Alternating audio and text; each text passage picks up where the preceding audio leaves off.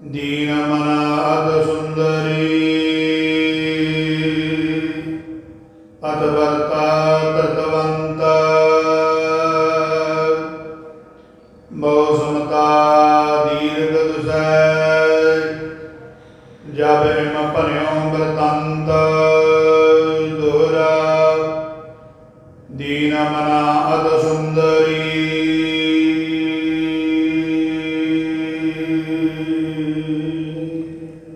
वाहिगुरु जी का खालसा वाहिगुरु जी की फतेह। सत्कारयोग सतगुਰਾਂ ਦੀ ਸਾਜੀ ਨਵਾਜੀ ਗੁਰੂ ਪਿਆਰੀ ਗੁਰੂ ਸਵਾਰੀ ਸਾਧ ਸੰਗਤ ਜੀ, ਜੁਗੋ ਜੁਗ ਅਟਲ ਗੁਰਤਾ ਗੱਦੀ ਤੇ ਸ਼ੁਭਾਇਮਾਨ ਦਸਾਂ ਪਾਤਸ਼ਾਹੀਆਂ ਦੀ ਆਤਮਿਕ ਜੋਤ ਧੰਨ ਧੰਨ ਸਾਹਿਬ ਸ੍ਰੀ ਗੁਰੂ ਗ੍ਰੰਥ ਸਾਹਿਬ ਮਹਾਰਾਜ ਜੀ ਦੀ ਅਪਾਰ ਕਿਰਪਾ ਰਹਿਮਤ ਹੋ ਰਹੀ ਹੈ। ਸਤਿਗੁਰੂ ਜੀ ਦੀ ਬਖਸ਼ਿਸ਼ ਦਾ ਸਦਕਾ ਪਵਿੱਤਰ ਗੁਰ ਅਸਥਾਨ ਗੁਰਦੁਆਰਾ ਸ਼ਹੀਦ ਬਾਬਾ ਨਿਹਾਲ ਸਿੰਘ ਜੀ ਨਗਰ ਤਲਣ ਵਿਖੇ ਸ਼ਾਮ ਦੇ ਦੀਵਾਨਾਂ ਦੀ ਹਾਜ਼ਰੀ ਭਰਨ ਦਾ ਮੌਕਾ ਮਿਲ ਰਿਹਾ ਹੈ। ਗੁਰੂ ਕੀ ਪਵਿੱਤਰ ਹਜ਼ੂਰੀ ਵਿੱਚ ਬੈਠ ਕੇ ਵਡਭਾਗੀ ਸੰਗਤਾਂ ਨੇ ਸਤਿਗੁਰੂ ਜੀ ਦੀ ਰੱਬੀ ਬਾਣੀ ਧੁਰ ਕੀ ਬਾਣੀ ਦੇ ਕੀਰਤਨ ਸਰਵਣ ਕੀਤੇ। ਉਪਰੰਤ ਗੁਰੂ ਕੇ ਗ੍ਰੰਥੀ ਸਿੰਘਾਂ ਪਾਸੋਂ ਰਹਿਰਾਸ ਸਾਹਿਬ ਜੀ ਦੇ ਪਾਠ ਦਾ ਆਨੰਦ ਮਾਣਿਆ ਹੈ। ਸਤਿਗੁਰੂ ਜੀ ਦੇ ਪਵਿੱਤਰ ਸਥਾਨਾਂ 'ਤੇ ਨਿਤਾ ਪ੍ਰਤੀ ਦਾ ਜੋ ਨਿਯਮ ਹੈ, ਗੁਰ ਇਤਿਹਾਸ ਦੀ ਕਥਾ ਹੁੰਦੀ ਹੈ।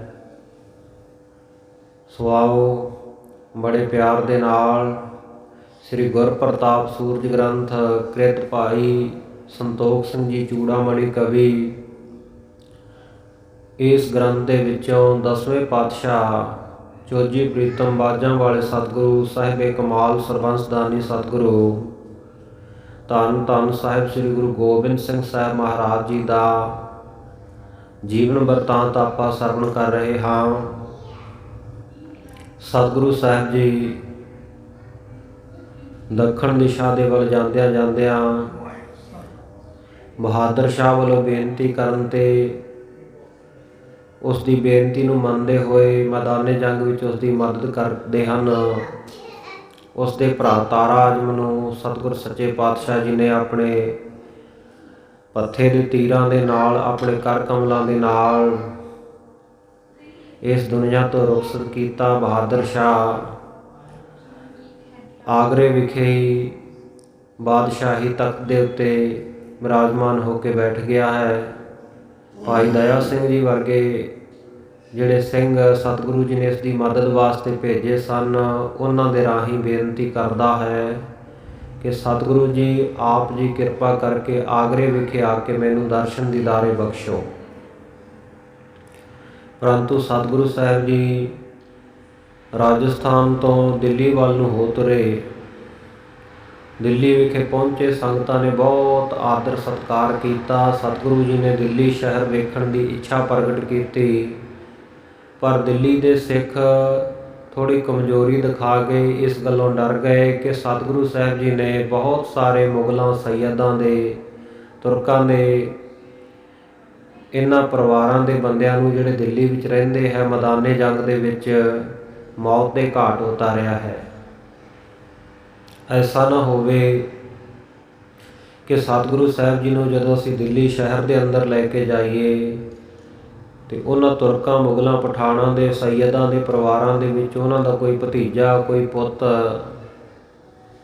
ਕੋਈ ਕਿਸੇ ਦਾ ਜਵਾਈ, ਕਿਸੇ ਦਾ ਕੋਈ ਰਿਸ਼ਤੇਦਾਰ ਸਤਿਗੁਰੂ ਸੱਚੇ ਪਾਤਸ਼ਾਹ ਜੀ ਉੱਤੇ ਹਮਲਾ ਨਾ ਕਰ ਦੇਵੇ, ਜਿਸ ਕਾਰਨ ਕਰਕੇ ਸਤਿਗੁਰੂ ਸਾਹਿਬ ਜੀ ਦੇ ਨਾਲ ਕੋਈ ਝਗੜਾ ਹੋਵੇ, ਦਿੱਲੀ ਦੇ ਵਿੱਚ ਜੰਗ ਲੱਗ ਜਾਵੇ। ਐਸਾ ਅਸੀਂ ਨਹੀਂ ਚਾਹੁੰਦੇ। ਇਹ ਸਲਾਹ ਮਸ਼ਵਰਾ ਕਰਕੇ ਇਹਨਾਂ ਨੇ ਸਤਿਗੁਰੂ ਸੱਚੇ ਪਾਤਸ਼ਾਹ ਜੀ ਦਾ ਕੀਤਾ ਹੋਇਆ ਸੰਕਲਪ ਉਹ ਪੂਰਾ ਕਰਨ ਦੀ ਕੋਸ਼ਿਸ਼ ਕਰਦਿਆਂ ਹੋਇਆਂ ਕੁਝ ਕਿਸ਼ਤੀਆਂ ਮੰਗਾਈਆਂ ਜਮਨਾ ਨਦੀ ਦੇ ਰਾਹੀਂ। ਸਤਿਗੁਰ ਸੱਚੇ ਪਾਤਸ਼ਾਹ ਜੀ ਨੂੰ ਮੋਤੀ ਬਾਗ ਤੱਕ ਲੈ ਕੇ ਗਏ। ਦੂਰਬੀਨ ਰਾਹੀਂ ਬਾਜ਼ਾਰ ਦਿਖਾਏ, ਲਾਲ ਕਿਲ੍ਹਾ ਦਿਖਾਇਆ, ਜਾਮਾ ਮਸਜਿਦ ਦਿਖਾਈ, ਹੋਰ ਇਤਿਆਦਿਕ ਬਹੁਤ ਸਾਰੀਆਂ ਜਗ੍ਹਾ ਦੇ ਉੱਤੇ ਸਤਿਗੁਰ ਸੱਚੇ ਪਾਤਸ਼ਾਹ ਜੀ ਦੂਰਬੀਨ ਦੇ ਰਾਹੀਂ ਦ੍ਰਿਸ਼ਟੀ ਪਾਉਂਦੇ ਔਰ ਦਿੱਲੀ ਦੀਆਂ ਸੰਗਤਾਂ ਦੱਸਦੀਆਂ, ਮਹਾਰਾਜ ਇਹ ਜਗ੍ਹਾ ਹੈ, ਲਾਲ ਕਿਲ੍ਹਾ ਹੈ, ਇਹ ਲਾਲ ਪੱਥਰ ਦਾ ਬਣਿਆ ਹੋਇਆ, ਜਾਮਾ ਮਸਜਿਦ ਬੜੀ ਸੁੰਦਰ ਬਣੀ ਹੋਈ ਹੈ। ਇਸ ਤਰ੍ਹਾਂ ਸਤਿਗੁਰ ਸੱਚੇ ਪਾਤਸ਼ਾਹ ਜੀ ਨੇ ਮੋਤੀ ਬਾਗ ਜਾ ਕੇ ਉਤਾਰਾ ਕੀਤਾ।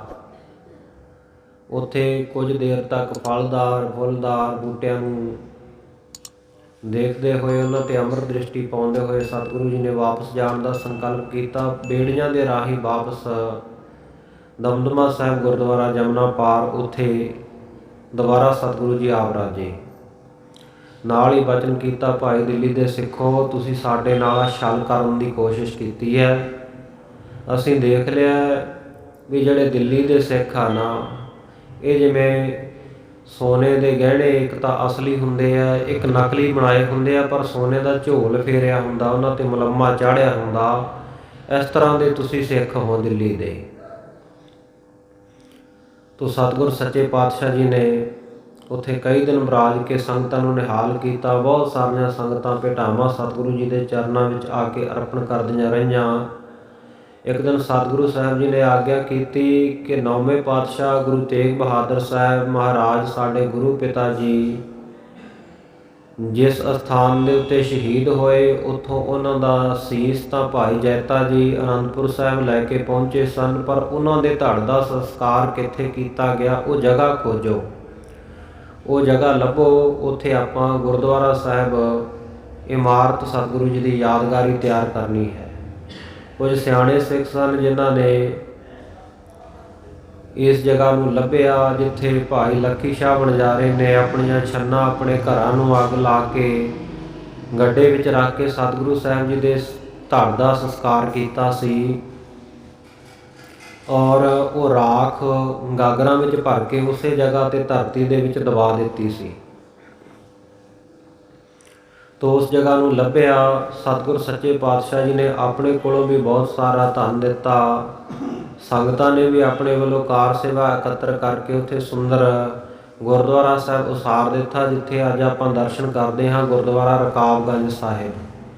ਇਹ ਭਾਈ ਲੱਖੀ ਸ਼ਾਹ ਵਣਜਾਰੇ ਦਾ ਘਰ, ਇੱਥੇ ਇਹਨਾਂ ਦਾ ਨਗਰ ਹੁੰਦਾ ਸੀ, ਇਹਨਾਂ ਦੀ ਬਸਤੀ ਹੁੰਦੀ ਸੀ ਲਵਾਣਿਆਂ ਵਣਜਾਰਿਆਂ ਸਿੱਖਾਂ ਦੀ।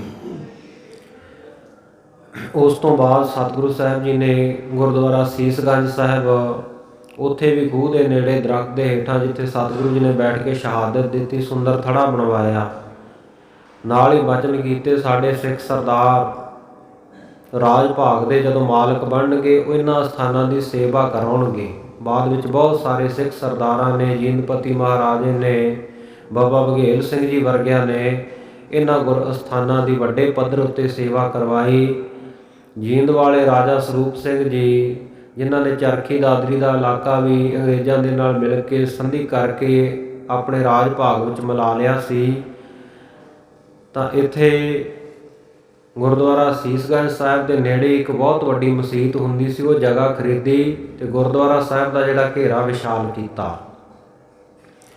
ਇਸ ਤਰ੍ਹਾਂ ਸਤਿਗੁਰ ਸੱਚੇ ਪਾਤਸ਼ਾਹ ਜੀ ਨੇ ਜਦੋਂ ਵਾਪਸ ਜਾਣ ਦਾ ਸੰਕਲਪ ਕੀਤਾ, ਬਹੁਤ ਸਾਰੀਆਂ ਸੇਵਾਵਾਂ ਕਰਾ ਕੇ, ਤਾਂ ਦਿੱਲੀ ਦੀ ਸੰਗਤ ਉਹਨਾਂ ਦੇ ਮਨ ਨੂੰ ਬੜੇ ਹੌਲ ਪੈਣ ਲੱਗੇ। ਸਤਿਗੁਰ ਸੱਚੇ ਪਾਤਸ਼ਾਹ ਜੀ ਥੋੜ੍ਹਾ ਸਮਾਂ ਸਾਡੇ ਕੋਲ ਰੁਕੇ ਹੈ।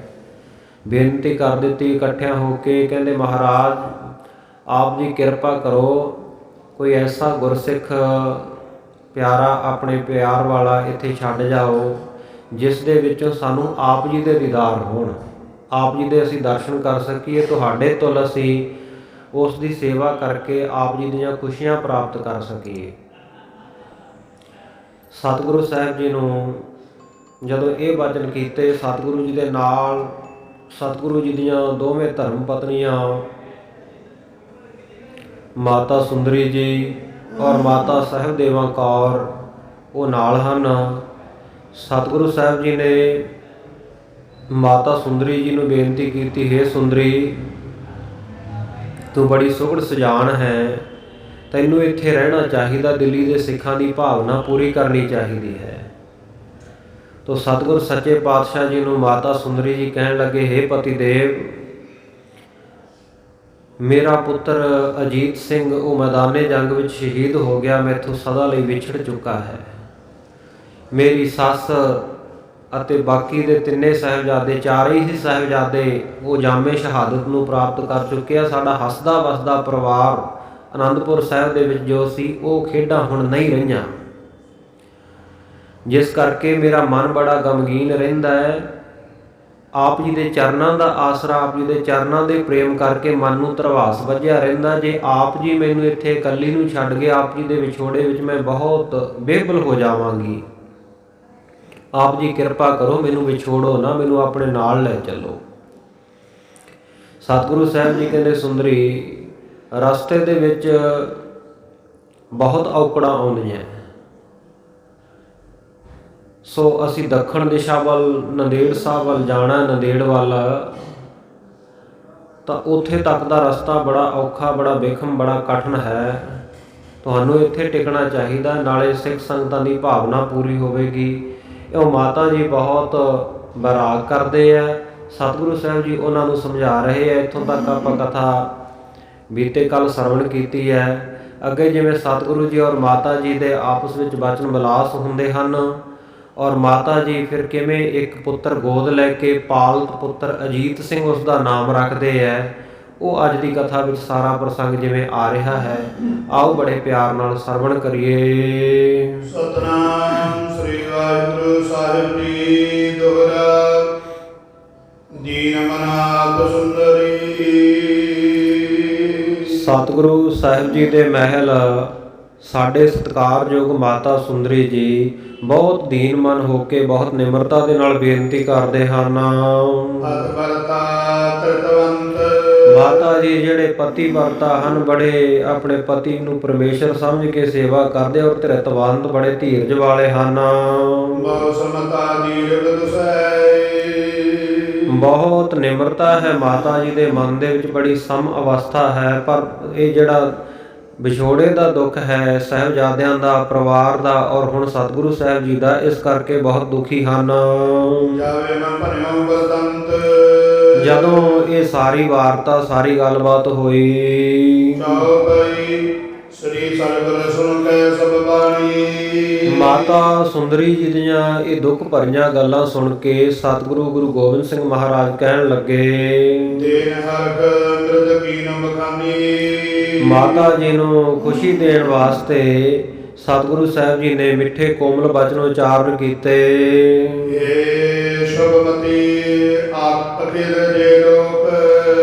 ਸਤਿਗੁਰੂ ਕਹਿੰਦੇ, ਹੇ ਸ਼ੁਭ ਮਤ ਵਾਲੀਏ, ਹੇ ਪਵਿੱਤਰ ਬੁੱਧੀ ਵਾਲੀਏ ਸੁੰਦਰੀਏ, ਇਹ ਸੰਸਾਰ ਦੇ ਉੱਤੇ ਜਿੰਨੇ ਵੀ ਲੋਕ ਹਨ, ਇਹ ਸੰਸਾਰ ਦੇ ਵਿੱਚ ਕਿਸੇ ਦਾ ਨਾ ਤਾਂ ਨਾਮ ਰਹਿੰਦਾ ਤੇ ਨਾ ਰੂਪ ਰਹਿੰਦਾ ਹੈ।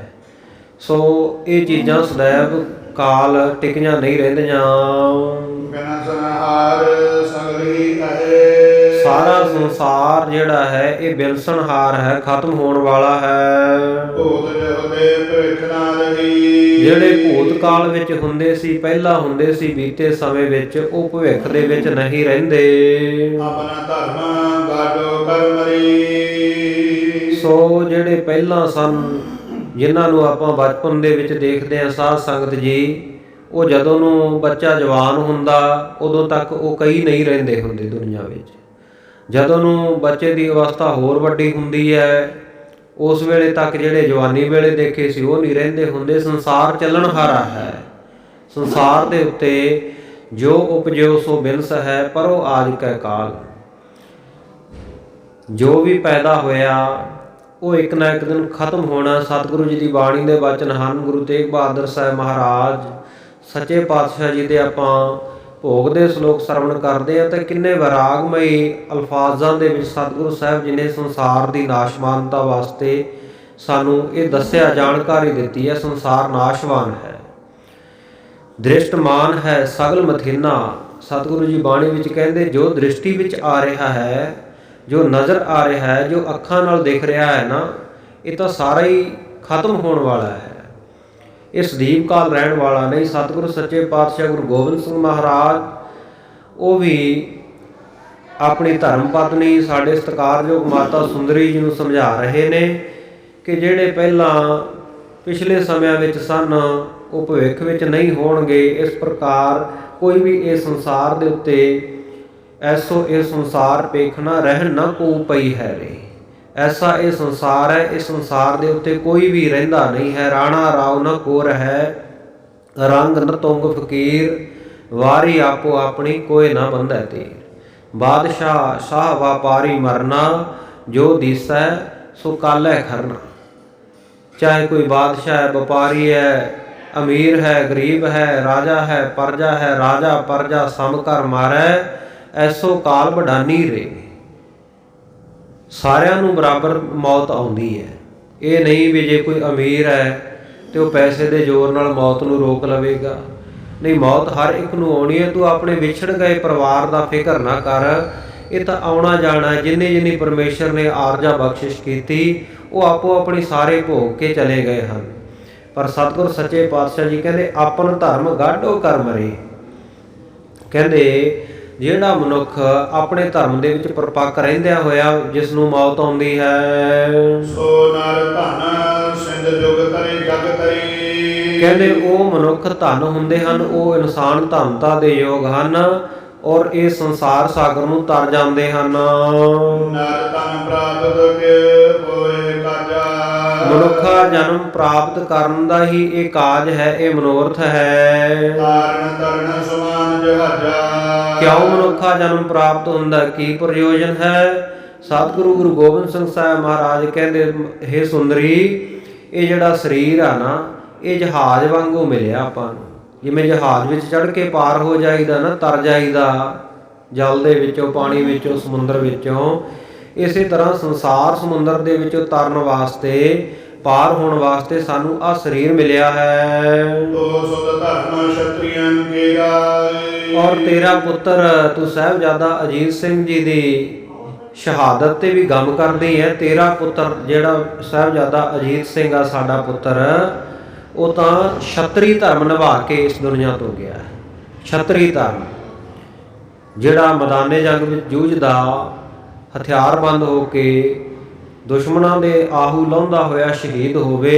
ਸਾਧ ਸੰਗਤ ਜੀ, ਉਹ ਖੱਤਰੀ ਧਰਮ ਨੂੰ ਹੀ ਸਾਧ ਸੰਗਤ ਪੂਰਿਆਂ ਕਰਕੇ ਜਾਂਦਾ, ਉਹ ਫਰਜ਼ ਪੂਰੇ ਕਰਕੇ ਜਾਂਦਾ। ਇਸ ਕਰਕੇ ਸਤਿਗੁਰ ਸੱਚੇ ਪਾਤਸ਼ਾਹ ਜੀ ਨੇ ਖਾਲਸੇ ਨੂੰ ਛਤਰੀਆਂ ਦੀ ਸ਼੍ਰੇਣੀ ਦੇ ਵਿੱਚ ਰੱਖਿਆ। ਔਰ ਸਤਿਗੁਰੂ ਸਾਹਿਬ ਜੀ ਦੇ ਆਪਣੇ ਵੀ ਬਚਨ ਹਨ, ਛਤਰੀ ਕੋ ਪੂਤ ਹੋ ਬਾਹਮਣ ਕੋ ਨਾਹੇ, ਕਹਿ ਤਪ ਆਵਤ ਹੋ ਜੋ ਕਰੋ। ਮੈਂ ਛਤਰੀ ਪੁੱਤਰ ਹਾਂ ਔਰ ਸਾਰਾ ਖਾਲਸਾ ਸਤਿਗੁਰੂ ਨੇ ਛਤਰੀ ਨਾਮ ਸਾਧ ਸੰਗਤ ਜੀ ਯੋਧਿਆਂ ਦਾ ਹੈ, ਬਹਾਦਰਾਂ ਦਾ ਹੈ। ਸੋ ਸਤਿਗੁਰੂ ਸਾਹਿਬ ਜੀ ਕਹਿੰਦੇ ਸਾਡਾ ਪੁੱਤਰ ਅਜੀਤ ਸਿੰਘ ਉਹ ਯੋਧਿਆਂ ਵਾਲੀ ਜ਼ਿੰਦਗੀ ਜੀ ਕੇ ਇਸ ਸੰਸਾਰ ਤੋਂ ਰੁਖਸਤ ਹੋਇਆ ਹੈ। ਰਣ ਮੈਂ ਸੋਦਰ ਬਾਬੜੀ ਰਾਏ, ਜਿਹੜਾ ਖੱਤਰੀਆਂ ਵਾਲਾ ਧਰਮ ਹੈ, ਛਤਰੀਆਂ ਵਾਲਾ ਧਰਮ ਸਾਡੇ ਪੁੱਤਰ ਅਜੀਤ ਸਿੰਘ ਨੇ ਬਾਖੂਬੀ ਨਿਭਾਇਆ ਮੈਦਾਨੇ ਜੰਗ ਵਿੱਚ। ਸ਼ਤਰੂ ਸੈਂਗਰੇ ਖੇਤ ਗਿਰਾਈ, ਅਨੇਕਾਂ ਦੁਸ਼ਮਣ ਉਹਨੇ ਮੈਦਾਨੇ ਜੰਗ ਦੇ ਵਿੱਚ ਵੱਢ ਕੇ ਸੁੱਟੇ। ਆਪ ਜੂਝ ਸੁਰ ਲੋਕ ਸਦਾਈ, ਆਪ ਵੀ ਜੂਝਦਾ ਹੋਇਆ ਸੋ ਸੱਚਖੰਡ ਨੂੰ ਚਲਿਆ ਗਿਆ। ਜੈਸਾ ਰੀਤਨ ਕੇ ਸੁਖ ਹੈ, ਜਿੱਥੇ ਸਭ ਪ੍ਰਕਾਰ ਦੇ ਸੁੱਖ ਮਿਲਦੇ ਹਨ।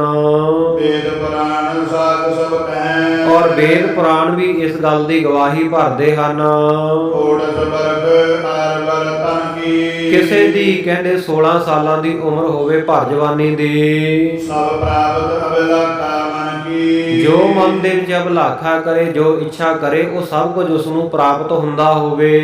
ਚੱਕਰਵਰਤ ਮੈਂ ਮੰਡਲ ਰਾਜੂ, ਔਰ ਸਾਰੇ ਧਰਤੀ ਦੇ ਉੱਤੇ ਉਹ ਚੱਕਰਵਰਤੀ ਬਾਦਸ਼ਾਹ ਹੋਵੇ, ਰਾਜ ਹੋਵੇ ਉਸਦਾ।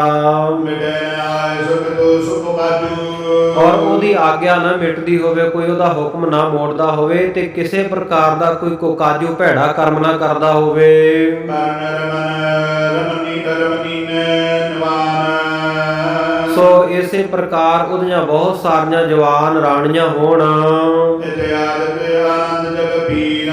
ਇਤਿਆਦਿਕ ਸੰਸਾਰ ਦੇ ਵਿੱਚ ਜਿਸ ਨੂੰ ਹਰ ਤਰ੍ਹਾਂ ਦਾ ਆਨੰਦ ਸੁੱਖ ਹੋਵੇ, ਜਿਸ ਆਨੰਦ ਕੋ ਕਨਕਾ ਏਵ। ਪਰ ਕਹਿੰਦੇ ਜਿਹੜਾ ਯੋਧਾ ਸੂਰਮਾ ਮੈਦਾਨੇ ਜੰਗ ਵਿੱਚ ਸ਼ਹੀਦ ਹੁੰਦਾ ਨਾ, ਸੋ ਇੰਨਾ ਜਿਹੜਾ ਸੁੱਖ ਹੈ ਜਿਸ ਬੰਦੇ ਨੂੰ ਪ੍ਰਾਪਤ ਹੋਵੇ, ਉਹਦੇ ਸੁੱਖ ਦਾ ਤਾਂ ਕਿਣਕਾ ਮਾਤਰ ਹੀ ਹੈ ਜਿਹੜਾ ਸ਼ਹੀਦ ਸਿੰਘਾਂ ਨੂੰ ਆਨੰਦ ਪ੍ਰਾਪਤ ਹੁੰਦਾ ਹੈ।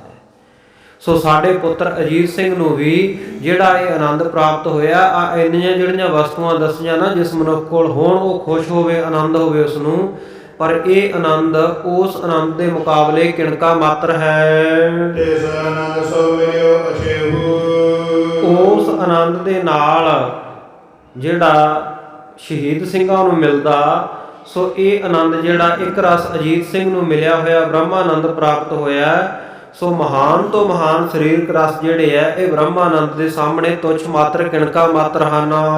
ਨਿਜ ਨੰਦਨ ਆਨੰਦ ਬਿਰੰਦ। ਸਾਡਾ ਪੁੱਤਰ ਅਜੀਤ ਸਿੰਘ ਉਹ ਤਾਂ ਬਹੁਤ ਮਹਾਨ ਆਨੰਦ ਦੀ ਪ੍ਰਾਪਤੀ ਕਰ ਗਿਆ ਹੈ। ਨਿਜੈ ਜਾਣ ਲਿਓ ਮਤਵੰਦ। ਹੇ ਚੰਗੀ ਮਤ ਵਾਲੀਏ ਸੁੰਦਰ ਕੌਰ, ਇਸ ਗੱਲ ਨੂੰ ਤੂੰ ਨਿਸ਼ਚੈ ਕਰਕੇ ਜਾਣ ਲਾ, ਵਿਸ਼ਵਾਸ ਕਰ। ਤਿਸ ਕੋ ਸ਼ੋਕ ਨਾ ਸਮਤੇ ਕਰੋ। ਹੇ ਸ਼ੁਭ ਮਤ ਵਾਲੀਏ, ਉਸ ਦਾ ਸ਼ੋਕ ਨਾ ਕਰ, ਕਿਸੇ ਪ੍ਰਕਾਰ ਦਾ ਦੁੱਖ ਨਾ ਕਰ ਪੁੱਤਰ ਦੇ ਵਿਛੋੜੇ ਦਾ। ਪੁਰ ਮੈਂ ਹਰਨ ਮਨੋਰਥ ਧਰੋ। ਤੁਸੀਂ ਇਸ ਦਿੱਲੀਪੁਰੀ ਦੇ ਵਿੱਚ ਰਹੋ ਔਰ ਇੱਥੇ ਰਹਿ ਕੇ ਜੋ ਵੀ ਤੁਹਾਡਾ ਮਨੋਰਥ ਹੈ ਉਹ ਪ੍ਰਾਪਤ ਕਰੋ। ਹਿਰਦੈ ਧਿਆਨ ਹਮਕੋ ਨਿਤ ਧਿਆਵੋ। ਨਿਤਾ ਪ੍ਰਤੀ ਸਾਡਾ ਧਿਆਨ ਹਿਰਦੇ ਵਿੱਚ ਰੱਖ ਕੇ ਆਰਾਧਨਾ ਕਰਨੀ ਪਰਮੇਸ਼ਰ ਦੀ। ਨਿਰਗਤ ਦਰਸ਼ਕ ਸੁਖ ਬਲ ਪਾਵੋ। ਅਸੀਂ ਤੁਹਾਡੇ ਤੋਂ ਦੂਰ ਨਹੀਂ ਹਾਂ, ਬਿਲਕੁਲ ਸਾਨੂੰ ਤੁਸੀਂ ਨੇੜੇ ਵਸਦਾ ਜਾਣੋ। ਅਸੀਂ ਹਮੇਸ਼ਾ ਤੁਹਾਡੇ ਅੰਗ ਸੰਗ ਹਾਂ। ਇਸ ਪ੍ਰਕਾਰ ਜਿਹੜਾ ਸੁੱਖ ਦਾ ਫਲ ਪ੍ਰਾਪਤ ਕਰੋ। ਪਰਾਲਬਧ ਤਨ ਕੀ ਸੁਖ ਭੋਗ। ਔਰ ਤੁਹਾਡੀ ਜਿੰਨੀ ਪ੍ਰਾਲਬਧ ਹੈ ਤਨ ਦੀ, ਤੁਹਾਡੇ ਸਰੀਰ ਦੀ ਜਿੰਨੀ ਆਰਜਾ ਬਾਕੀ ਰਹਿੰਦੀ ਹੈ, ਉਹ ਤੁਸੀਂ ਇੱਥੇ ਦਿੱਲੀ ਵਿੱਚ ਰਹਿ ਕੇ ਭੋਗੋ। ਪੰਜ ਅੰਤ ਹਮਾਰੇ ਲੋਗ। ਉਸ ਤੋਂ ਬਾਅਦ ਜਦੋਂ ਤੁਸੀਂ ਸਰੀਰ ਛੱਡੋਗੇ, ਉਦੋਂ ਤੁਸੀਂ ਸਾਡੇ ਲੋਕ ਵਿੱਚ ਸੱਚਖੰਡ ਵਿੱਚ ਆ ਜਾਓਗੇ। ਅਪਰ ਇਸਤਰੀਆਂ ਸਮ ਤੋਏ ਨਾ ਚਾਹੀਏ। ਮਾਤਾ ਜੀ ਬਹੁਤ ਬਰਾਗ ਕਰਦੇ ਨੇ, ਪਰ ਸਤਿਗੁਰੂ ਸੱਚੇ ਪਾਤਸ਼ਾਹ ਜੀ ਆਪਣੇ ਧਰਮ ਪਤਨੀ ਨੂੰ ਸਮਝਾਉਂਦੇ ਹਨ ਕਿ ਤੁਹਾਨੂੰ ਆਮ ਦੁਨਿਆਵੀ ਇਸਤਰੀਆਂ ਵਾਂਗੂ ਸ਼ੋਕ ਨਹੀਂ ਕਰਨਾ ਚਾਹੀਦਾ, ਦੁੱਖ ਨਹੀਂ ਮਨਾਉਣਾ ਚਾਹੀਦਾ। ਅਮਰੀ ਸੰਗਤ ਕੋ ਫਲ ਲਈਐ। ਸਗੋਂ ਤੁਹਾਨੂੰ ਸਾਡੀ ਸੰਗਤ ਦਾ ਫਲ ਪ੍ਰਾਪਤ ਕਰਨਾ ਚਾਹੀਦਾ ਹੈ। ਸਿੱਖਾਂ ਕੋ ਕੀਜੈ ਕਲਿਆਣ। ਤੁਸੀਂ ਕਿਰਪਾ ਕਰੋ ਇੱਥੇ ਰਹਿ ਕੇ, ਜਿਹੜੀ ਦਿੱਲੀ ਦੀ ਸੰਗਤ ਹੈ, ਸਿੱਖ ਹਨ ਇਧਰਲੇ ਇਲਾਕੇ ਦੇ ਸਾਰੇ, ਉਹਨਾਂ ਦਾ ਭਲਾ ਕਰੋ। ਬਸਿਐ ਦਿੱਲੀਪੁਰੀ ਰੁਝਾਨ। ਬੜੀ ਰੁਚੀ ਧਾਰ ਕੇ ਬੜੇ ਆਨੰਦ ਦੇ ਨਾਲ ਤੁਸੀਂ ਦਿੱਲੀ ਦੇ ਵਿੱਚ ਨਿਵਾਸ ਕਰੋ। ਅਪਰ ਵਾਰਤਾ ਕੀ ਅਬਲਾਖਣ। ਹਾਂ, ਹੋਰ ਜੇ ਤੁਹਾਡੇ ਮਨ ਦੀ ਕੋਈ ਇੱਛਾ ਹੈ ਤਾਂ ਉਹ ਸਾਨੂੰ ਦੱਸੋ। ਸੋ ਪ੍ਰਭੂ ਹਮ ਸੋ ਕਰ ਭਖਨ। ਕਹਿੰਦੇ ਉਹ ਹੁਣੇ ਪੂਰੀ ਕਰ ਲਓ ਸਾਨੂੰ ਆਖ ਕੇ। ਸੰਗਤ ਬਿਨੈ ਮਾਨ ਬੇਜੋਗ। ਕਿਉਂਕਿ ਸਤਿਗੁਰ ਸੱਚੇ ਪਾਤਸ਼ਾਹ ਜੀ ਕਹਿੰਦੇ ਸੰਗਤ ਦੀ ਜਿਹੜੀ ਬੇਨਤੀ ਆ ਨਾ, ਇਹ ਮੰਨਣ ਯੋਗ ਹੈ। ਅਸੀਂ ਇਹਨਾਂ ਦਾ ਦਿਲ ਨਹੀਂ ਤੋੜ ਸਕਦੇ। ਇਹਨਾਂ ਨੇ ਬੇਨਤੀ ਕੀਤੀ ਹੈ ਕਿ ਤੁਹਾਡੇ ਸਰੂਪ ਦੇ ਜਿਸ ਵਿੱਚ ਸਾਨੂੰ ਦਰਸ਼ਨ ਹੋਣ, ਉਹ ਕੋਈ ਐਸਾ ਸਿੱਖ ਛੱਡ ਜਾਓ, ਅਸੀਂ ਤੁਹਾਨੂੰ ਚੁਣਿਆ ਹੈ। ਇਸ ਕਰਕੇ ਸੰਗਤ ਦੀ ਬੇਨਤੀ ਜਿਹੜੀ ਇਹ ਮੰਨਣ ਵਾਲੀ ਹੈ। ਸੇਵਾ ਕਰੈ ਸਰਬ ਸਿੱਖ ਲੋਕ। ਇੱਥੇ ਸਾਰੇ ਜਿੰਨੇ ਸਿੱਖ ਲੋਕ ਹਨ ਤੁਹਾਡੀ ਸਾਰੇ ਹੀ ਸੇਵਾ ਕਰਨਗੇ। ਸ੍ਰੀ ਅੰਮ੍ਰਿਤਸਰ ਆਦਿ ਸਥਾਨ। ਸ੍ਰੀ ਅੰਮ੍ਰਿਤਸਰ ਸਾਹਿਬ ਤੋਂ ਆਦਿ ਲੈ ਕਰਕੇ ਜਿੰਨੇ ਅਸਥਾਨ ਹਨ, ਜੈ ਕੈ ਮਸੰਦ ਮਹਾਨ। ਜਿੱਥੇ ਕਿਤੇ ਜਿਹੜੇ ਸਾਡੇ ਬਹੁਤ ਮਹਾਨ ਜਿਹੜੇ ਸਿੱਖ ਸੰਤ ਮਸੰਦ ਟਿਕੇ ਹੋਏ ਹਨ, ਸਰਬ ਧਰਮ ਦੇ ਅਰਪਣ ਕਰਹੀ। ਇਹ ਸਾਰੇ ਤੁਹਾਨੂੰ ਆ ਕੇ ਇੱਥੇ ਜਿਹੜੀ ਕਾਰ ਭੇਟਾ, ਗੁਰੂ ਕੀ ਦਸਵੰਧ ਭੇਟਾ ਤੁਹਾਨੂੰ ਅਰਪਣ ਕਰਿਆ ਕਰਨਗੇ।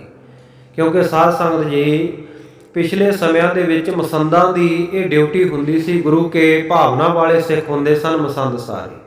ਮਸਨਦ ਸ਼ਬਦ ਤੋਂ ਮਸੰਦ ਬਣਿਆ ਹੈ। ਮਸਨਦ ਦਾ ਅਰਥ ਹੀ ਸਾਧ ਸੰਗਤ ਜੀ ਪੂਜਾ ਦੇ ਯੋਗ ਹੈ। ਸੋ ਮਹੰਤ, ਸੰਤ, ਗੁਰਸਿੱਖ ਇਹ ਸਾਰੇ ਹੀ ਗੁਰੂ ਘਰ ਦੀ ਸੇਵਾ ਕਰਿਆ ਕਰਦੇ। ਜਗ੍ਹਾ ਜਗ੍ਹਾ ਦੇ ਉੱਤੇ ਸਤਿਗੁਰੂ ਜੀ ਇਹਨਾਂ ਦੀ ਡਿਊਟੀ ਲਾਉਂਦੇ। ਇਹਨਾਂ ਨੂੰ ਗੱਦੀਆਂ ਬਖਸ਼ੀਆਂ ਹੁੰਦੀਆਂ ਸੀ। ਮਸਨਦ ਨਾਮ ਗੱਦੀ ਦਾ ਹੈ, ਉੱਚੀ ਜਗ੍ਹਾ ਦਾ, ਉੱਚੇ ਮਰਤਬੇ ਇਹਨਾਂ ਨੂੰ ਬਖਸ਼ੇ ਹੁੰਦੇ ਸੀ।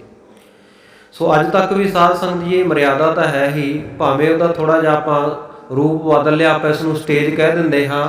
ਗੁਰੂ ਘਰ ਦਾ ਪ੍ਰਚਾਰ ਕਰਨ ਵਾਲਾ ਸੰਗਤ ਤੋਂ ਹਮੇਸ਼ਾ ਉੱਚਾ ਬੈਠ ਕੇ ਪ੍ਰਚਾਰ ਕਰਦਾ। ਜਿਵੇਂ ਆਪਾਂ ਹੁਣ ਸਾਹਮਣੇ ਸਟੇਜ ਬਣੀ ਹੋਈ ਹੈ, ਸਟੇਜ ਦੇ ਉੱਤੇ ਬੈਠ ਕੇ ਕਥਾ ਹੋ ਰਹੀ ਹੈ, ਕੀਰਤਨ ਹੋ ਰਿਹਾ ਹੁੰਦਾ।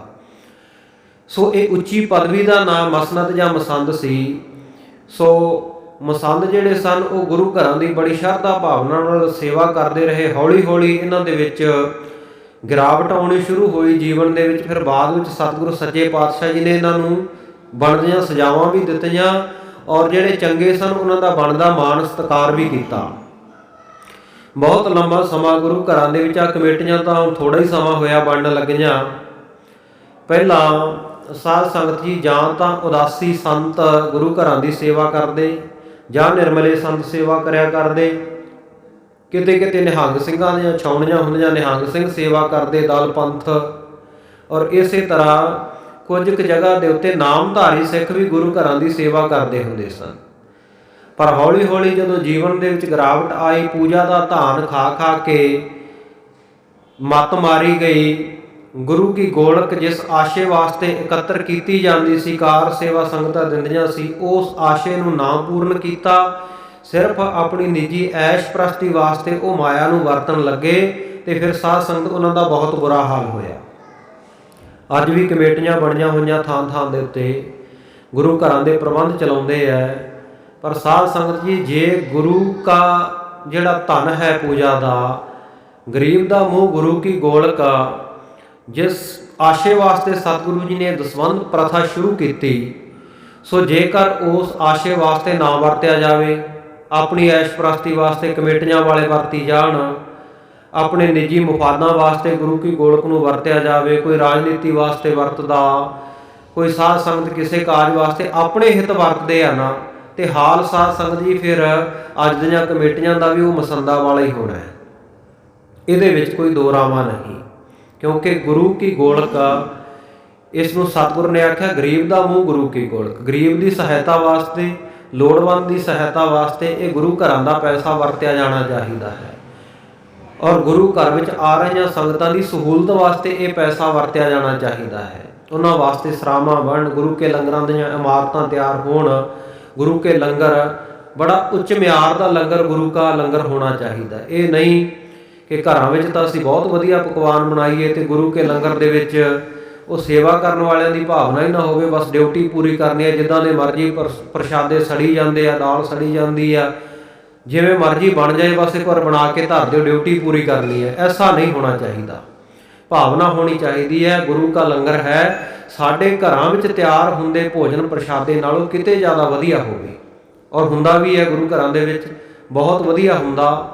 ਵਿਦੇਸ਼ਾਂ ਦੇ ਵਿੱਚ ਦਾਸ ਨੇ ਜਾ ਕੇ ਵੇਖਿਆ, ਸਾਧ ਸੰਗਤ ਜੀ, ਇੱਧਰ ਦੇ ਨਾ 5 ਸਟਾਰ ਹੋਟਲਾਂ ਦੇ ਖਾਣੇ ਗੁਰੂ ਕੇ ਲੰਗਰ ਦੀ ਰੀਸ ਨਹੀਂ ਕਰ ਸਕਦੇ। ਔਰ ਇੱਧਰ ਵੀ ਬਹੁਤ ਸਾਰੇ ਸਥਾਨਾਂ ਦੇ ਉੱਤੇ, ਕਈ ਜਗ੍ਹਾ ਦੇ ਉੱਤੇ ਤਾਂ ਨਾ ਸਾਧ ਸੰਗਤ ਜੀ ਗੁਰੂ ਕਾ ਲੰਗਰ ਬਾਰ-ਬਾਰ ਛਕਣ ਨੂੰ ਦਿਲ ਕਰਦਾ ਹੈ।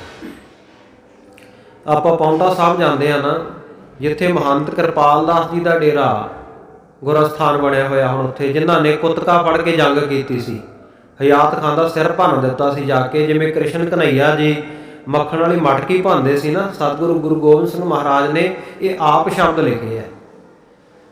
ਕਹਿੰਦੇ ਮਹੰਤ ਕਿਰਪਾਲ ਦਾਸ ਨੇ ਜਾ ਕੇ ਕਹਿੰਦੇ ਉਹ ਦੁਸ਼ਮਣ ਦਾ, ਤੁਰਕ ਦਾ ਸਿਰ ਇਉਂ ਭੰਨ ਦਿੱਤਾ ਸੀ ਜਿਵੇਂ ਕ੍ਰਿਸ਼ਨ ਜੀ ਮੱਖਣ ਵਾਲੀ ਮਟਕੀ ਭੰਨਦੇ ਹੈ।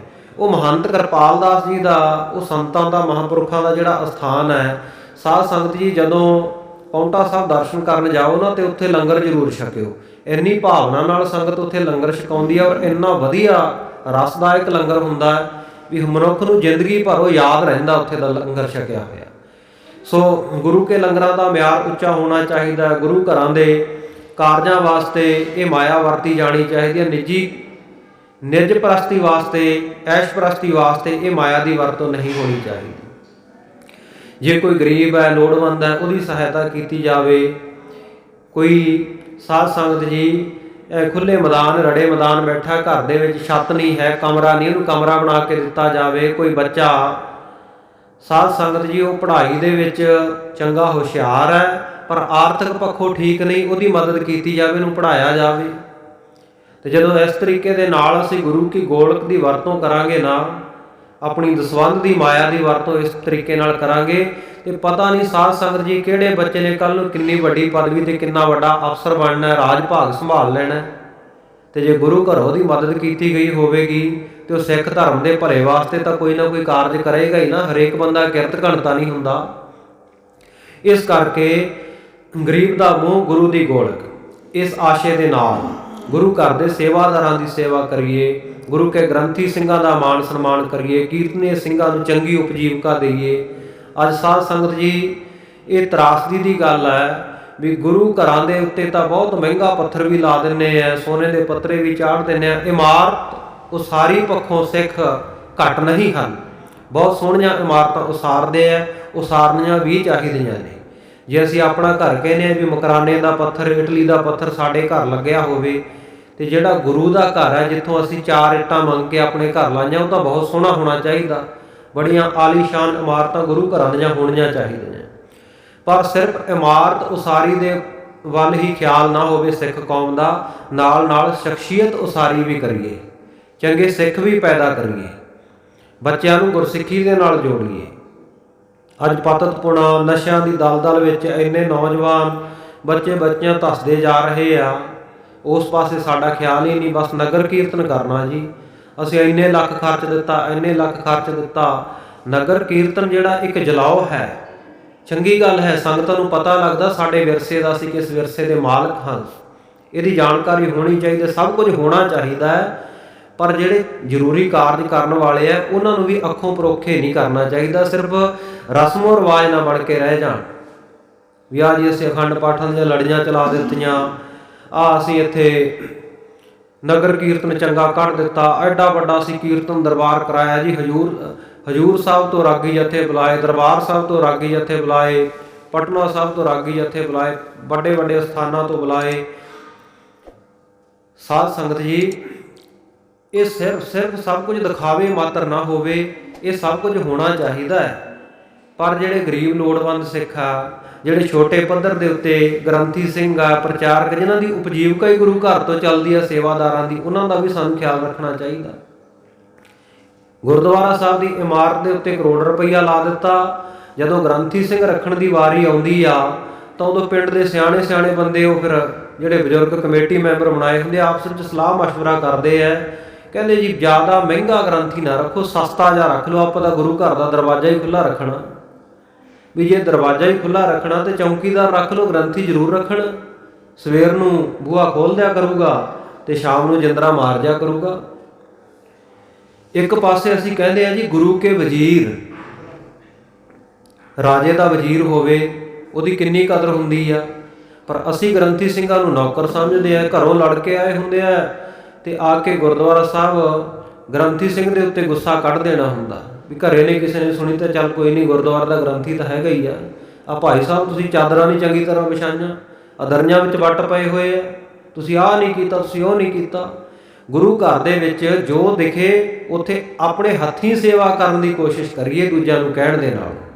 ਹਾਂ ਠੀਕ ਆ, ਕਈ ਸੇਵਾਵਾਂ ਰਲ ਮਿਲ ਕੇ ਹੁੰਦੀਆਂ, ਕਈ ਵਾਰ ਗ੍ਰੰਥੀ ਸਿੰਘ ਨੂੰ ਨਹੀਂ ਪਤਾ ਤਾਂ ਪਿਆਰ ਦੇ ਨਾਲ ਰਲ ਮਿਲ ਕੇ ਸੇਵਾਵਾਂ ਚਲਾਈਏ ਗੁਰੂ ਘਰਾਂ ਦੀਆਂ। ਗ੍ਰੰਥੀ ਸਿੰਘ ਚੰਗਾ ਵਿਦਵਾਨ ਹੋਵੇ, ਉਹਨੂੰ ਚੰਗੀ ਉਪਜੀਵਕਾ ਦਿੱਤੀ ਜਾਵੇ, ਉਹ ਫਿਰ ਸਾਡੇ ਛੋਟੇ ਬੱਚਿਆਂ ਨੂੰ ਜਪਜੀ ਸਾਹਿਬ ਪੜ੍ਹਾਵੇ, ਰਹਿਰਾਸ ਸਾਹਿਬ ਦਾ ਪਾਠ ਸਿਖਾਵੇ, ਗੁਰਬਾਣੀ ਦੇ ਅਰਥ ਪੁੱਛੀਏ ਗ੍ਰੰਥੀ ਸਿੰਘ ਨੂੰ ਜਾ ਕੇ, ਭਾਈ ਸਾਹਿਬ ਜੀ ਸਾਨੂੰ ਆਹ ਪੰਕਤੀ ਦੇ ਅਰਥ ਨਹੀਂ ਪਤਾ, ਸਾਨੂੰ ਕਿਰਪਾ ਕਰਕੇ ਦੱਸੋ ਇਹਦਾ ਮਤਲਬ ਕੀ ਬਣਦਾ। ਇਤਿਹਾਸ ਦੀਆਂ ਸਾਖੀਆਂ ਦੇ ਵਿੱਚੋਂ ਸਾਨੂੰ ਕੋਈ ਕਨਫਿਊਜ਼ਨ ਹੈ, ਸਾਨੂੰ ਪਤਾ ਨਹੀਂ ਲੱਗ ਰਿਹਾ ਕੁਛ, ਤਾਂ ਇਤਿਹਾਸਕ ਤੱਥਾਂ ਬਾਰੇ ਚਰਚਾ ਕਰੀਏ ਜਾ ਕੇ ਪ੍ਰੇਮ ਦੇ ਨਾਲ, ਭਾਈ ਸਾਹਿਬ ਜੀ ਸਾਨੂੰ ਆਹ ਦੱਸੋ। ਜਿਹੜੀ ਉਹਨਾਂ ਦੀ ਡਿਊਟੀ ਹੈ, ਡਿਊਟੀ ਕਰਨ ਦਿਓ, ਨੌਕਰ ਨਾ ਬਣਾਓ ਗੁਰੂ ਘਰਾਂ ਦੇ ਗ੍ਰੰਥੀਆਂ ਨੂੰ। ਇਮਾਰਤ ਉਸਾਰੀ ਵੀ ਜ਼ਰੂਰੀ, ਗੁਰੂ ਕੇ ਗ੍ਰੰਥੀ ਸਿੰਘਾਂ ਦਾ, ਰਾਗੀ ਸਿੰਘਾਂ ਦਾ, ਕਥਾਵਾਚਕਾਂ ਦਾ, ਸੰਤ ਮਹਾਂਪੁਰਖਾਂ ਦਾ, ਗੁਰਸਥਾਨਾਂ ਤੇ ਸੇਵਾਵਾਂ ਨਿਭਾਉਣ ਵਾਲਿਆਂ ਦਾ, ਗੁਰਦੁਆਰਾ ਕਮੇਟੀਆਂ ਦਾ, ਸਾਰੇ ਜ਼ਿੰਮੇਵਾਰਾਂ ਦਾ ਬਣਦਾ ਮਾਣ ਸਨਮਾਨ ਵੀ ਕਰੀਏ। ਆਪਣੇ ਫਰਜ਼ਾਂ ਦੀ ਪੂਰਤੀ ਰਲ ਮਿਲ ਕੇ, ਇਕੱਲਾ ਤੋਂ ਇਕੱਲਾ ਨਹੀਂ ਕੋਈ ਵੀ ਸੇਵਾ ਕਰ ਸਕਦਾ, ਇਸ ਕਰਕੇ ਰਲ ਮਿਲ ਕੇ ਸਾਰੀਆਂ ਸੇਵਾਵਾਂ ਚੜ੍ਹਦੀ ਕਲਾ ਦੇ ਨਾਲ ਕਰੀਏ।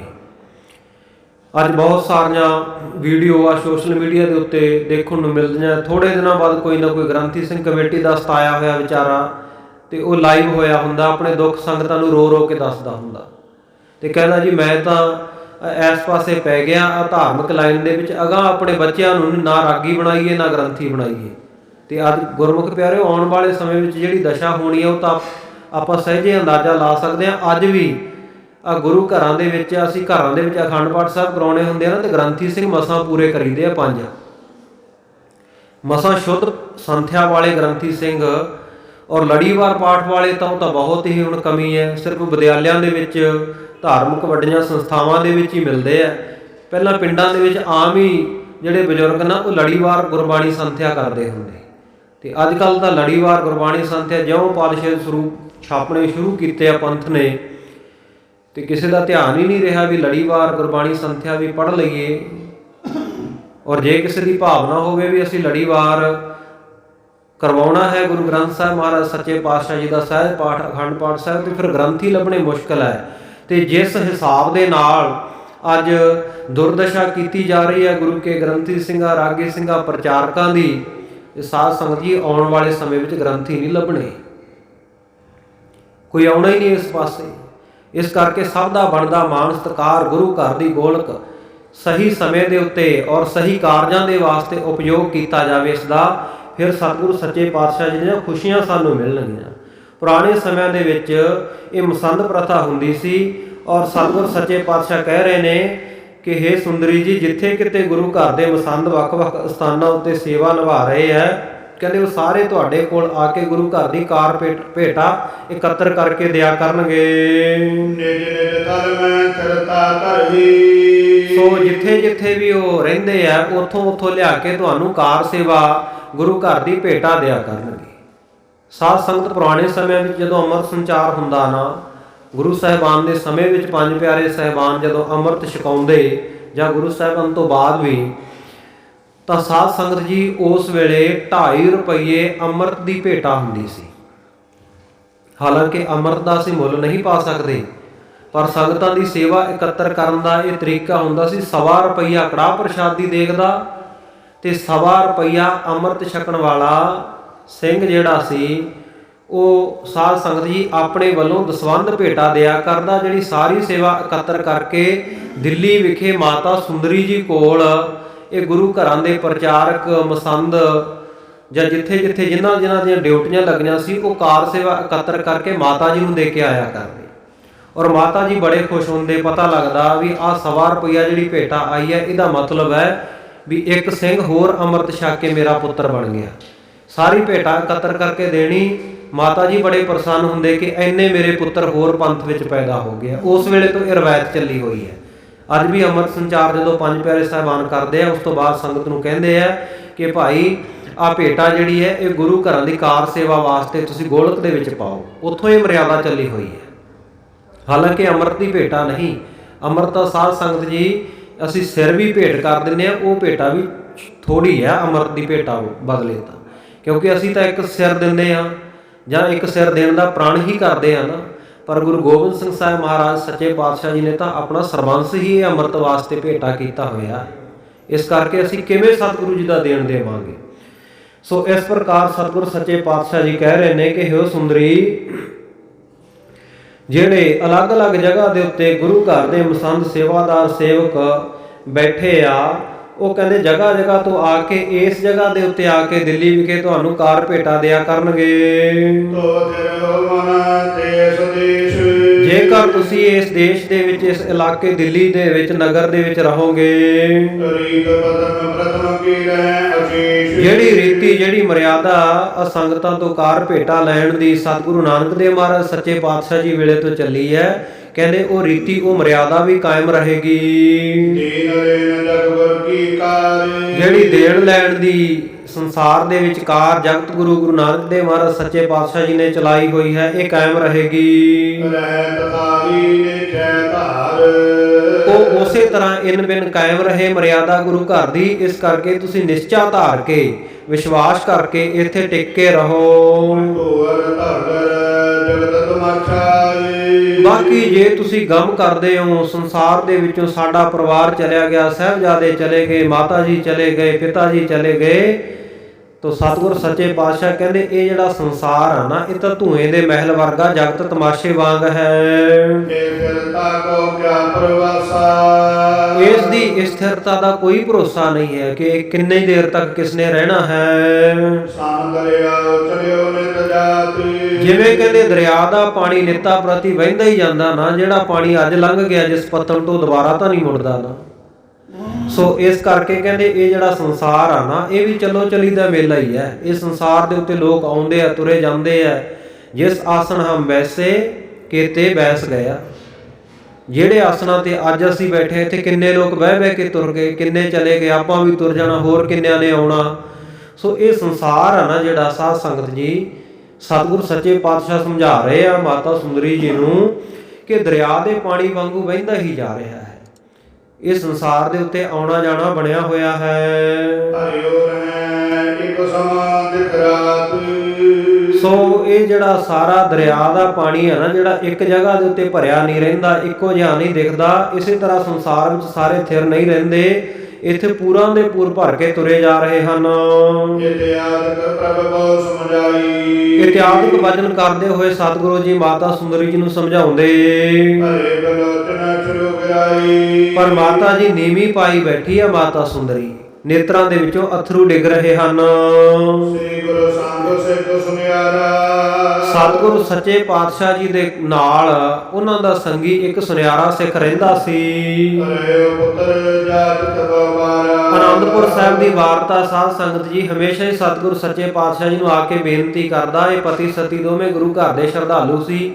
ਸੁਨਿਆਰਾ ਸਿੱਖ ਤੇ ਉਹਦੀ ਘਰਵਾਲੀ, ਘਰ ਵਿੱਚ ਔਲਾਦ ਨਹੀਂ ਸੀ। ਹਮੇਸ਼ਾ ਸਤਿਗੁਰੂ ਤੋਂ ਜਾਚਨਾ ਕਰਦਾ, ਮਹਾਰਾਜ ਪੁੱਤਰ ਦੀ ਦਾਤ ਬਖਸ਼ੋ। ਜਦੋਂ ਇਸ ਤਰ੍ਹਾਂ ਗੁਰੂ ਘਰ ਵਿੱਚ ਇਹਨੂੰ ਸੇਵਾ ਕਰਦੇ ਨੂੰ, ਸਤਿਗੁਰੂ ਜੀ ਤੋਂ ਮੰਗਦੇ ਨੂੰ ਕਾਫੀ ਸਮਾਂ ਬਤੀਤ ਹੋਇਆ। ਇੱਕ ਦਿਨ ਸਤਿਗੁਰੂ ਜੀ ਸ਼ਿਕਾਰ ਦੇ ਬਹਾਨੇ ਆਨੰਦਪੁਰ ਸਾਹਿਬ ਤੋਂ ਜੜੇ ਹਨ ਬਾਹਰ ਨੂੰ। ਇਹ ਸੁਨਿਆਰਾ ਸਿੱਖ ਵੀ ਨਾਲ ਹੈ। ਕੀ ਦੇਖਦੇ ਆ ਕਿ ਕਿਸੇ ਇਸਤਰੀ ਨੇ ਇੱਕ ਬੱਚੇ ਨੂੰ ਜਨਮ ਦੇ ਕੇ, ਪੁੱਤਰ ਨੂੰ ਜਨਮ ਦੇ ਕੇ ਬਾਹਰ ਸੁੱਟ ਦਿੱਤਾ ਹੈ। ਜਦੋਂ ਸਤਿਗੁਰੂ ਜੀ ਉਸ ਰਸਤੇ ਉੱਤੇ ਗਏ ਤੇ ਜਾ ਕੇ ਦੇਖਿਆ, ਸਤਿਗੁਰੂ ਸੱਚੇ ਪਾਤਸ਼ਾਹ ਜੀ ਦੇਖ ਕੇ ਉਸ ਸੁਨਿਆਰੇ ਸਿੱਖ ਨੂੰ ਕਹਿਣ ਲੱਗੇ, ਕਹਿੰਦੇ ਸਿੱਖਾ, ਤੂੰ ਰੋਜ਼ ਪੁੱਤਰ ਦੀ ਜਾਚਨਾ ਕਰਦਾ, ਰੋਜ਼ ਪੁੱਤ ਮੰਗਦਾ ਸੀ ਗੁਰੂ ਘਰ ਦੇ ਵਿੱਚੋਂ। ਆਹ ਦੇਖ, ਕਹਿੰਦੇ ਅਚਨਚੇਤੀ ਵਾਹਿਗੁਰੂ ਨੇ ਤੈਨੂੰ ਬਖਸ਼ ਦਿੱਤਾ। ਕਹਿੰਦੇ ਜਾ ਕੇ ਚੁੱਕ ਲਓ ਇਹਨੂੰ ਤੇ ਪ੍ਰਤਪਾਲਨਾ ਕਰੋ, ਇਹਦੀ ਪਾਲਣਾ ਪੋਸ਼ਣਾ ਕਰੋ, ਲਾਡ ਦੁਲਾਰ ਕਰੋ ਇਸ ਨਾਲ। ਜਿਹੜੀ ਤੇਰੀ ਬਹੁਤ ਲੰਮੇ ਸਮੇਂ ਦੀ ਇੱਛਾ ਸੀ ਉਹ ਪੂਰੀ ਹੋ ਗਈ ਹੈ। ਉਹ ਸਿੱਖ ਨੇ ਭੱਜ ਕੇ ਜਾ ਕੇ ਉਹ ਬੱਚੇ ਨੂੰ ਚੁੱਕ ਲਿਆ ਤੇ ਨਾਲ ਹੀ ਹੱਥ ਜੋੜ ਕੇ ਕਹਿਣ ਲੱਗਾ, ਮਹਾਰਾਜ ਸੱਚੇ ਪਾਤਸ਼ਾਹ, ਪੁੱਤਰ ਤਾਂ ਆਪ ਜੀ ਨੇ ਬਖਸ਼ ਦਿੱਤਾ ਹੈ, ਪਰ ਹੁਣ ਇਹਦੀ ਪਾਲਣਾ ਕਿਵੇਂ ਕਰਾਂਗਾ? ਇਹ ਨਹੀਂ ਮੈਨੂੰ ਕਾਰਨ ਸਮਝ ਆ ਰਿਹਾ ਵੀ ਇਹਦੀ ਪਾਲਣਾ ਕਿਵੇਂ ਹੋਵੇਗੀ।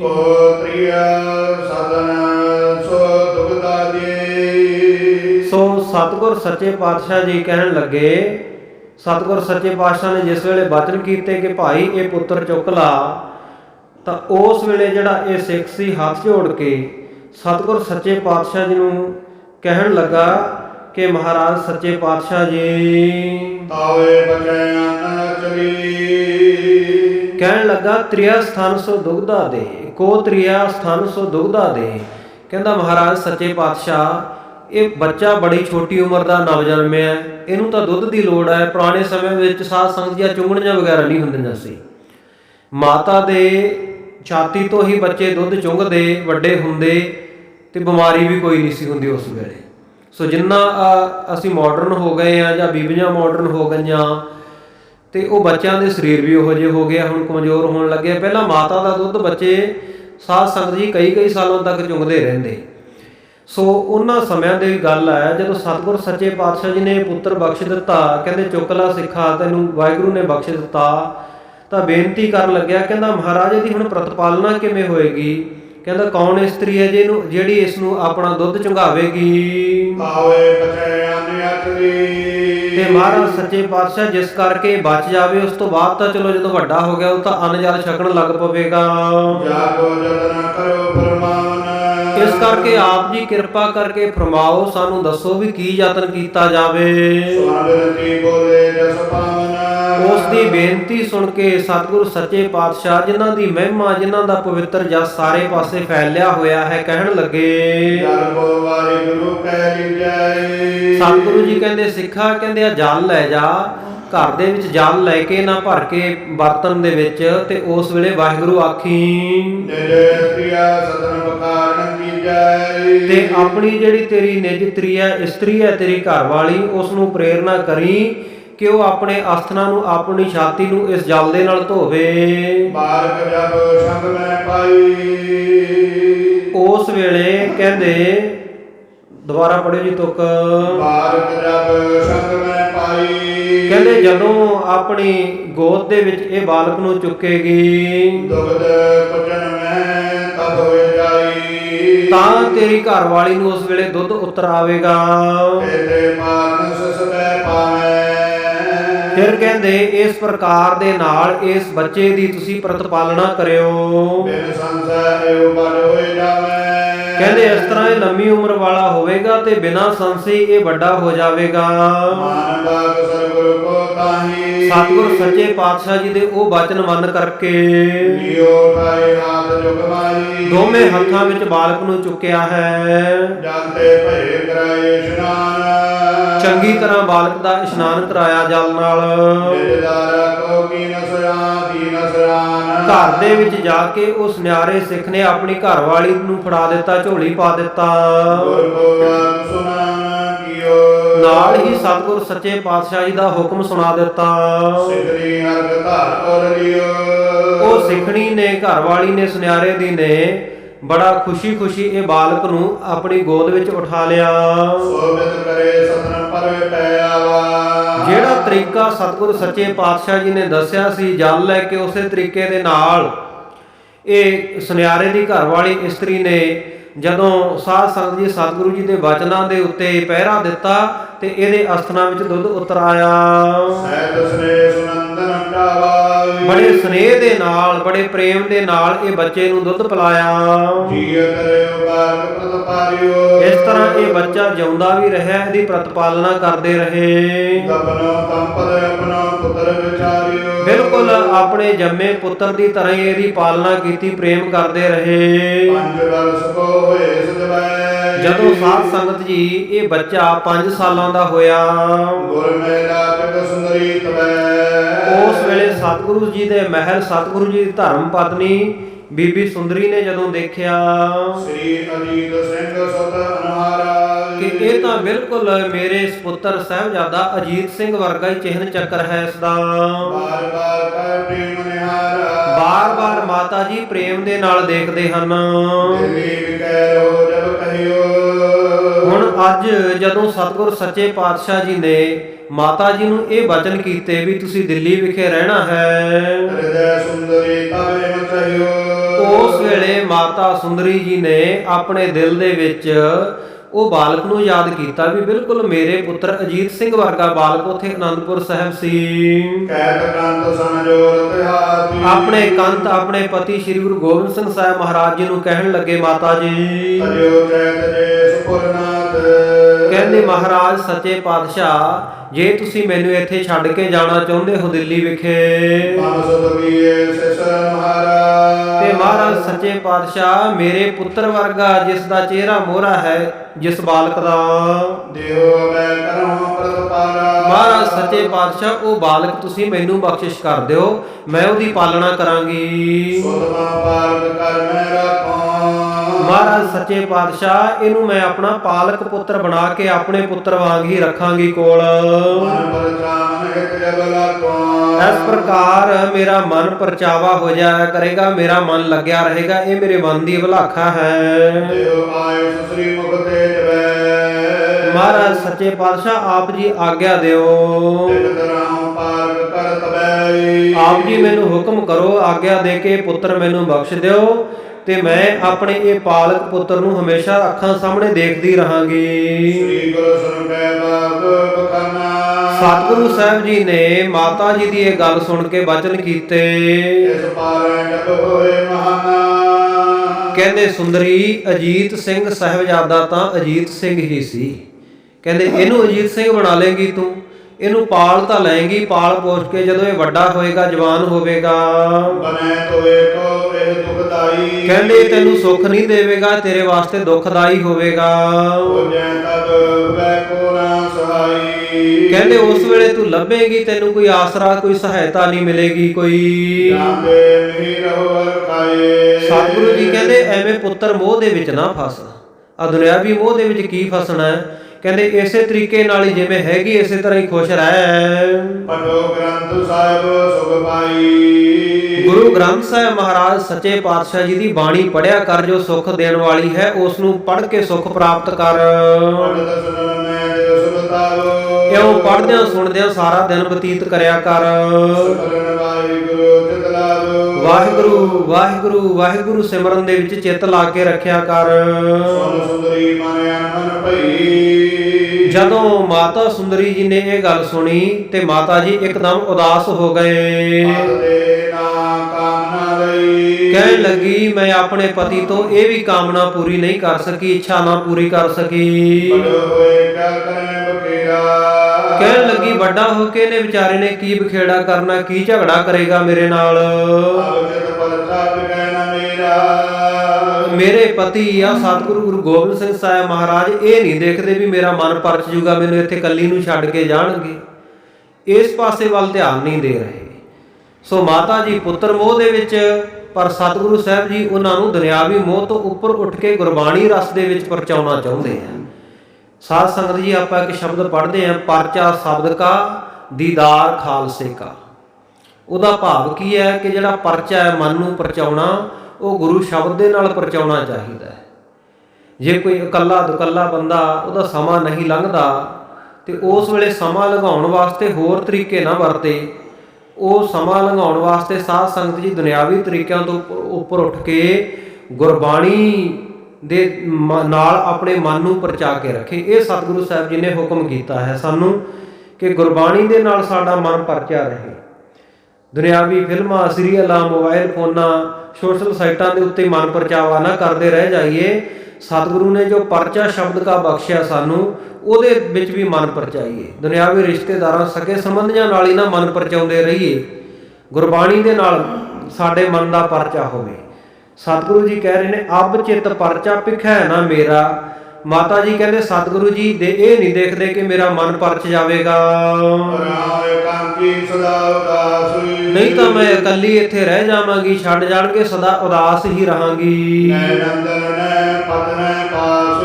ਨਾ ਤਾਂ ਮੇਰਾ ਪੁੱਤਰ ਕੋਲ ਰਿਹਾ, ਸ਼ਹੀਦ ਹੋ ਗਿਆ ਸਾਹਿਬਜ਼ਾਦਾ ਅਜੀਤ ਸਿੰਘ, ਤੇ ਪਤੀ ਦੇ ਨਾਲ ਰਹਿੰਦੀ ਸੀ, ਪਤੀ ਵੀ ਹੁਣ ਪਾਸ ਨਹੀਂ ਰਹਿਣਗੇ।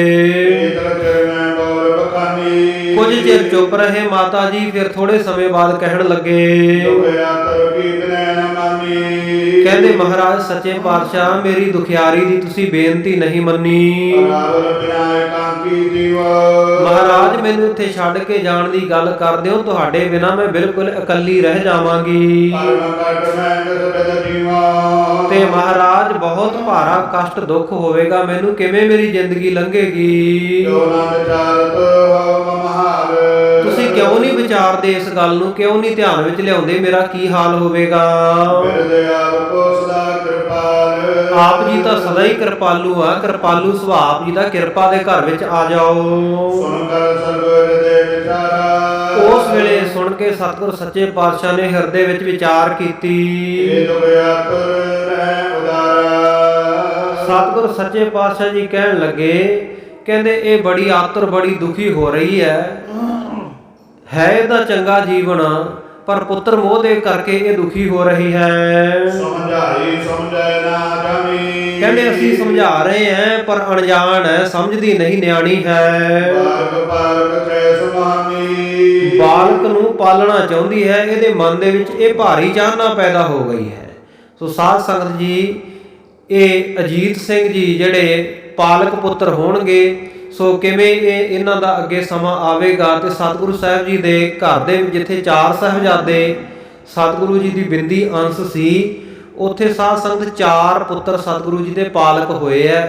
ਉਹ ਕਿਹੜੇ ਕਿਹੜੇ ਹੋਏ ਆ ਇਹ ਆਪਾਂ ਕੱਲ ਦੇ ਦੀਵਾਨ ਦੇ ਵਿੱਚ ਸਾਰਾ ਵਿਚਾਰਾਂਗੇ। ਸੋ ਆਓ ਕਥਾ ਵਿਚਾਰਾਂ ਦੌਰਾਨ ਹੋਈਆਂ ਬੇਅੰਤ ਭੁੱਲਾਂ ਦੀ ਆਪ ਸਮੂਹ ਸੰਗਤਾਂ ਨੇ ਖਿਮਾ ਬਖਸ਼ਿਸ਼ ਕਰਨੀ। ਗਰੀਬ ਨਵਾਜ਼ ਸੱਚੇ ਪਾਤਸ਼ਾਹ ਕਿਰਪਾ ਕਰਨ, ਸਮਤ ਬਖਸ਼ਿਸ਼ ਕਰਨ। ਸਮਾਪਤੀ ਦੀਆਂ ਤੁਕਾਂ ਪੜ੍ਹ ਕੇ ਗੁਰ ਫਤਿਹ ਜਾ ਕੇ ਸਮਾਪਤੀ ਵਿੱਚ ਸ਼ਾਮਲ ਹੋਈਏ। ਸਮਝਾਈ ਸਮਝੈ ਨਾ ਅਜਾਨੀ, ਬਾਰਕ ਪਾਰਕ ਚਹਿਸ ਮਹਾਨੀ। हे गोविंद हे गोपाल हे दयाल लाल, प्राणनाथ नाथ सखे दीन दर्द निवार। हे समर्थ अगम पूरन मोहे मया तार, अंधकूप महापयान नानक पार उतार। वाहिगुरु जी का खालसा, वाहिगुरु जी की फतेह।